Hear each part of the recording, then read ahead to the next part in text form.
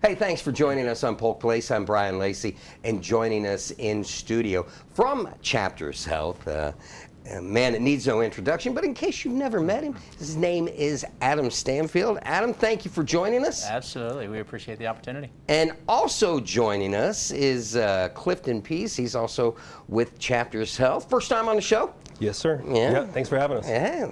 Well, first and foremost, Adam, I want to talk a little bit about Chapters Health. Talk to me a little bit about Chapters Health and the foundation that you represent and the executive director that you are. Okay. So since the last time that we did an interview here, Chapters Health has definitively become the nation's largest nonprofit hospice. That's by census, of course, and we say that because we actually have recently done conducted a merger with Cornerstone Hospice here in the local market. Many of the constituents out there know Cornerstone, but for Chapters Health here in the local market, it's called Good Shepherd Hospice. So both of those organizations have really well-known names here in the local community. We provide hospice care, home health care for anybody that is hospice eligible. From the foundation perspective, I oversee all the fundraising activities for Chapters Health, which basically operates in mainland Florida, and through Cornerstone we actually have about 8 counties up in the suburbs of Atlanta that we're providing service. And because of that, we raise money for what they call unfunded and underfunded programmings, which is bereavement, grief counseling, children's grief camps, volunteer services, and then various other things associated with chapters that are underfunded programming, meaning there's not enough monies there to cover the cost of the programming. I want you to talk about the importance of having programs like that available for family members. Some of the things, the brand new house you just opened in Lakeland, talk about the importance of having that option for people. Sure. Well, hospice in general there's a lot of misconception about what hospice is. Basically, here in Florida, the hospice benefit can occur about 6 months when somebody has a 6-month terminal diagnosis. That's the time that people should be bringing hospice in.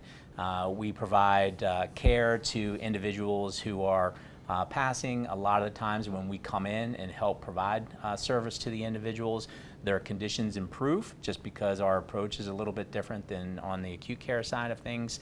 And then with the earlier time frame, we can bring in our bereavement counselors, our grief counselors, to begin addressing the transition of when a loved one passes to after that. So we deal with anticipatory grief, preparing the family for the event, and then once the life event happens, then we can transition into our full slate of grief counseling services. That includes both men, women, children, anybody of all ages. What's interesting here is that our grief counseling services are free to anybody here in the Polk County area, Polk Highland and Hardy counties. We don't require a Chapters or Good Shepherd or Cornerstone connectivity. The only requirement is that somebody has experienced loss. Now, Clifton, you are with the program that's near and dear to my heart, spent 8 years with the company, the Chapters Health Valor program, running into a lot of veterans, and talk to me about what you guys do with the veterans. So in addition to hospice and home health support, we wanted to do something very special for our first responders and our veterans. So within probably the last 2 years, with Adam's guidance, came up with the Valor program. And what we wanted to do was take it a step further than anyone else had. We wanted to honor, celebrate, appreciate our veterans, but also listen to them, reach out to them, have conversations, and find out what else they're needing in the community. For example, do they have their VA benefits? Do they know about their VA benefits? Has the spouse of a veteran have we reached out to them, found out if there's something still available to help them out and support them? So it encompasses everything as far as, the celebratory, the pinnings, certificates, showing thanks, appreciating our heroes, but also we want to have an impact on the community in a more real, communicative way. And one of the things that I really like that is you've included our first responders in with that. Yeah. One of the things that I really, really like is recognizing no matter whether it's the family member or the individual that served. Talk to me a little bit about recognizing the family members, that because in all actuality they have served also. Correct. Yeah.